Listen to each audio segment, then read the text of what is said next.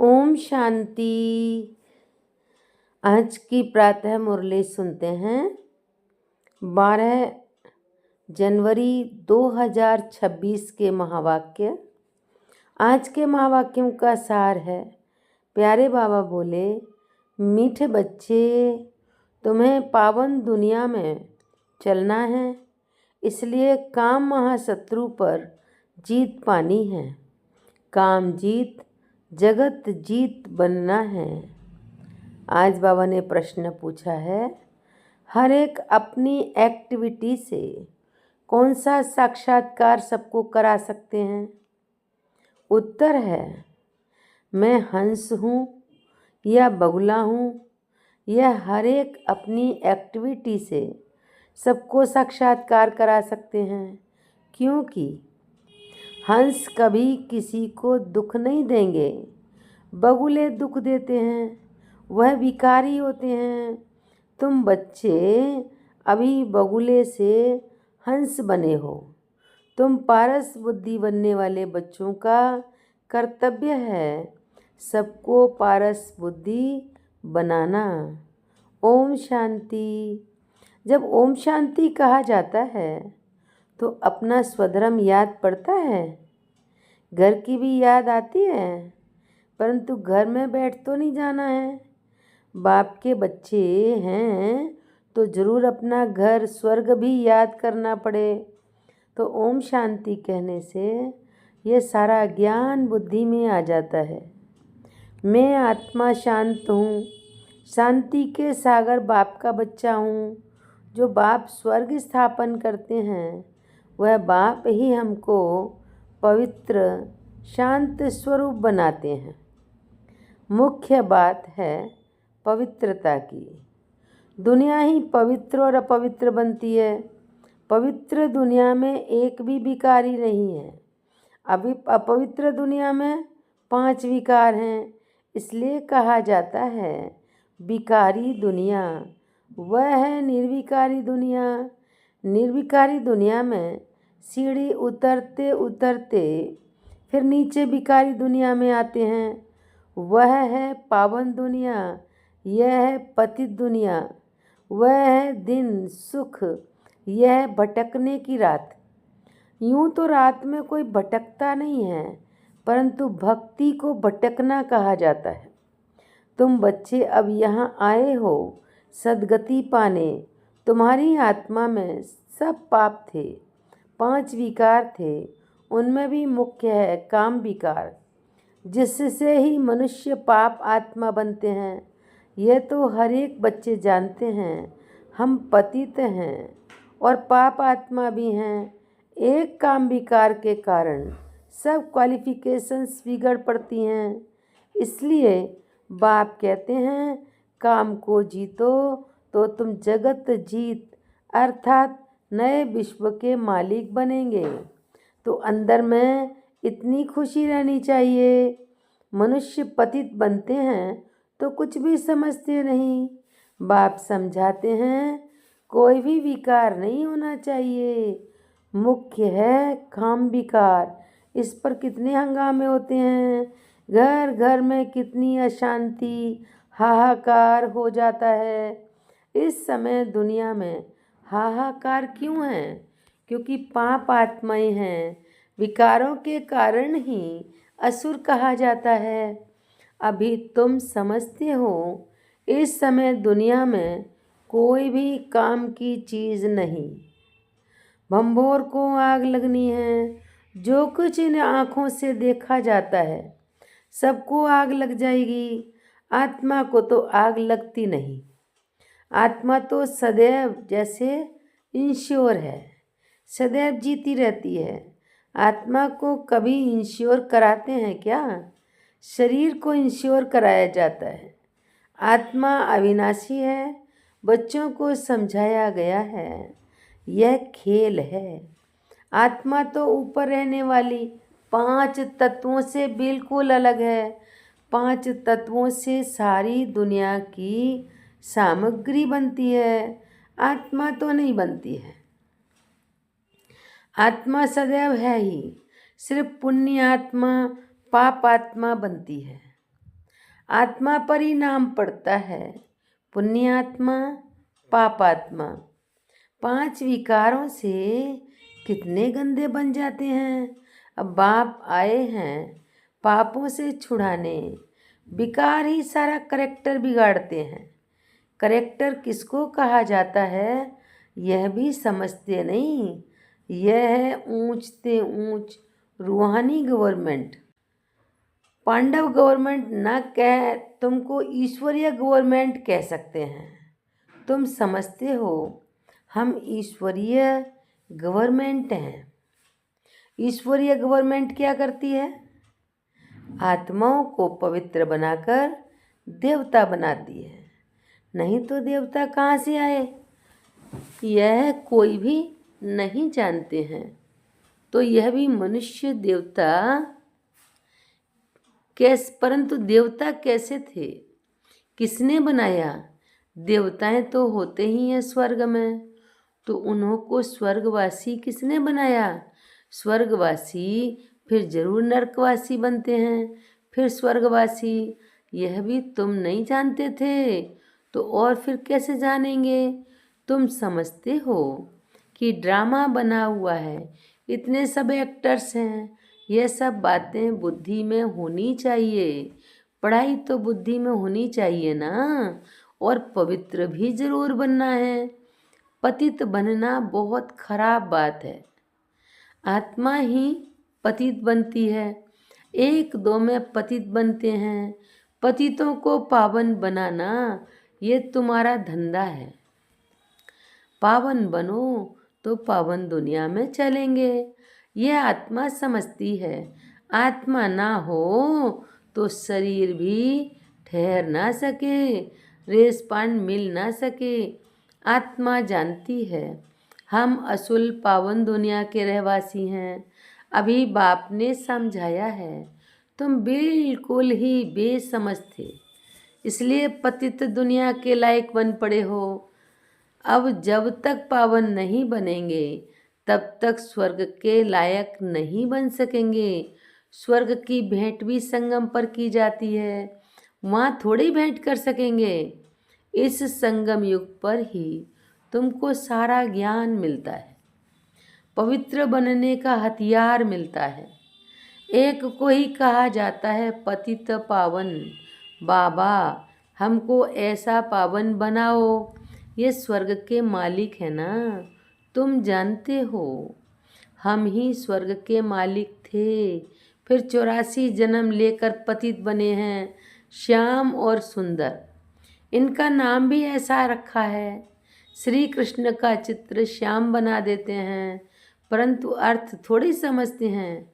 कृष्ण की भी तुमको कितनी क्लियर समझानी मिलती है। इनमें 2 दुनियाएं कर दी हैं। वास्तव में 2 दुनियाएं तो है नहीं, दुनिया एक ही है। वह नई और पुरानी होती है। पहले छोटे बच्चे नए होते हैं, फिर बूढ़े होते हैं।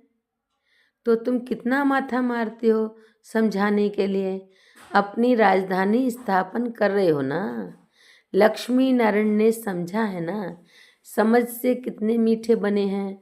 किसने समझाया? भगवान ने। लड़ाई आदि की तो बात नहीं। भगवान कितना समझदार नॉलेजफुल है, कितना पवित्र है। शिव के चित्र के आगे सब मनुष्य जाकर नमन करते हैं, परंतु वह कौन है, क्या करते हैं, यह कोई नहीं जानते। शिव, काशी, विश्वनाथ, गंगा बस सिर्फ कहते रहते हैं, अर्थ जरा भी नहीं समझते। समझाओ तो कहेंगे तुम क्या हमको समझाएंगे, हम तो वेद शास्त्र आदि सब पढ़े हैं। परंतु राम राज्य किसको कहा जाता है यह भी कोई जानते नहीं। राम राज्य सतयुग नई दुनिया को कहा जाता है। तुम्हारे में भी नंबरवार हैं जिनको धारणा होती है।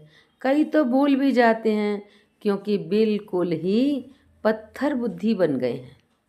तो अब पारस बुद्धि जो बने हैं उनका काम है औरों को पारस बुद्धि बनाना। पत्थर बुद्धि की एक्टिविटी वही चलती रहेगी, क्योंकि हंस और बगुले हो गए ना। हंस कभी किसको दुख नहीं देते, बगुले दुख देते हैं।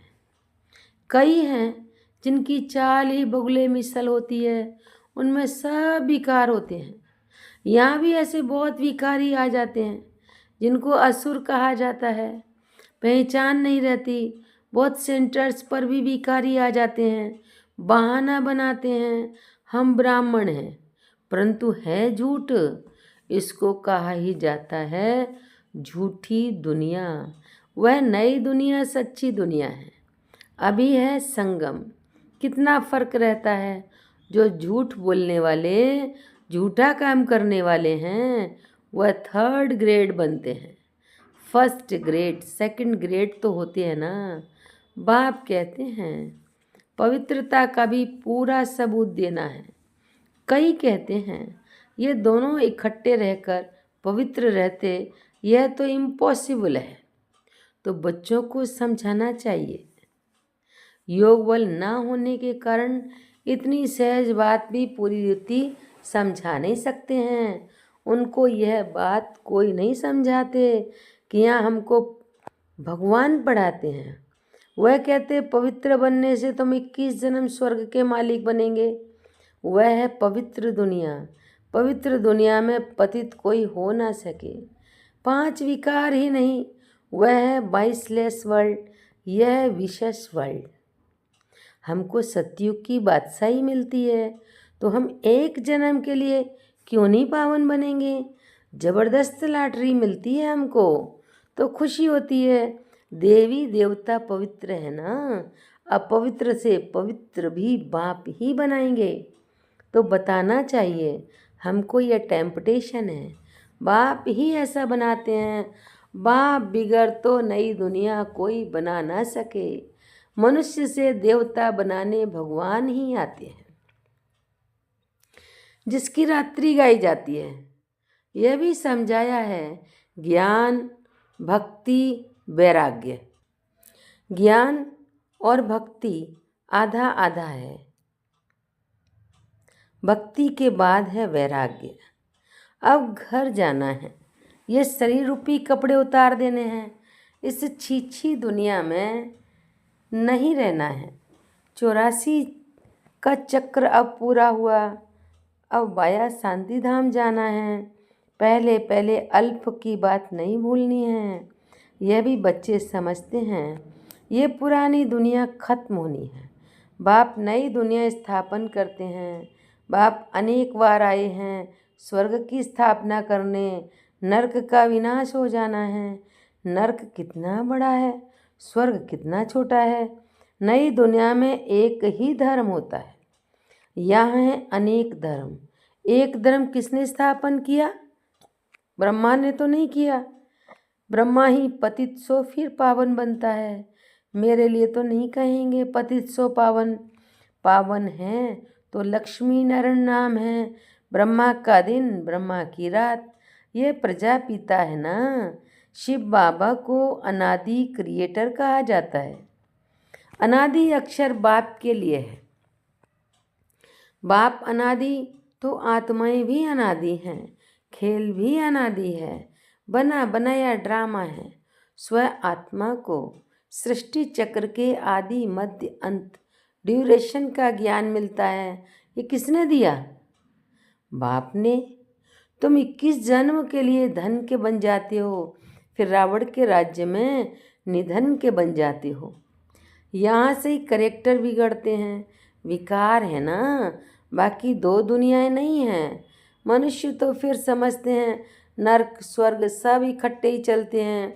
अभी तुम बच्चों को कितना क्लियर समझाया जाता है।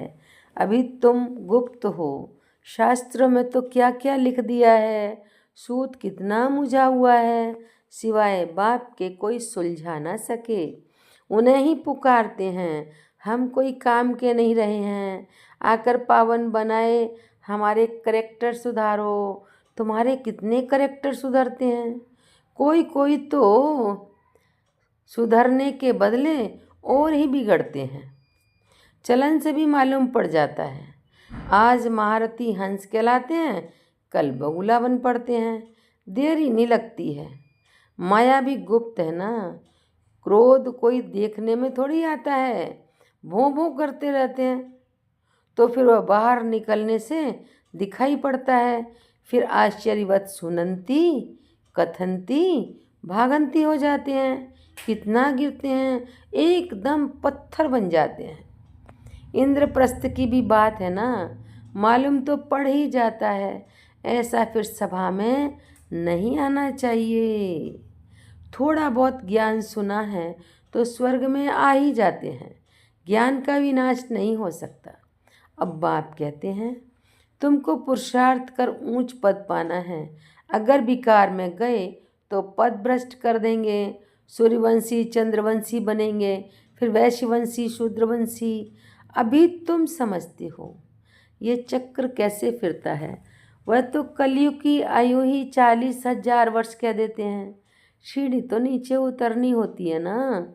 40,000 वर्ष हों तो मनुष्य ढेर हो जाएं।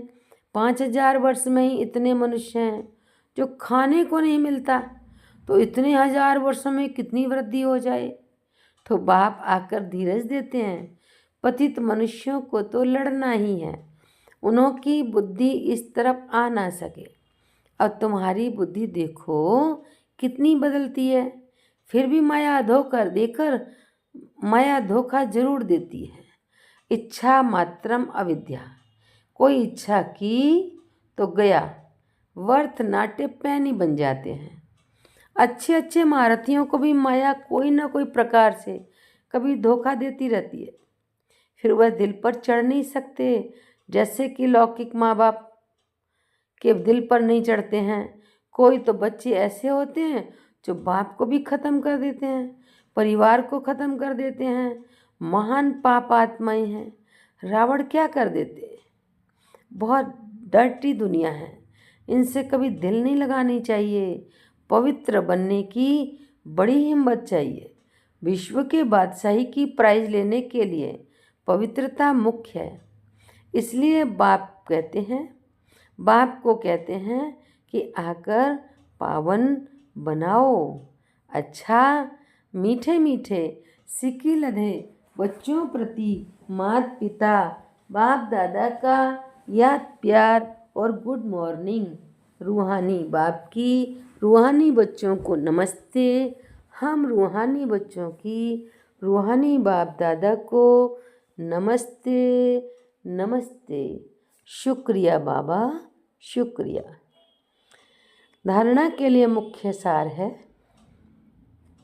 पहली पॉइंट, माया के धोखे से बचने के लिए इच्छा मात्रम अविद्या बनना है।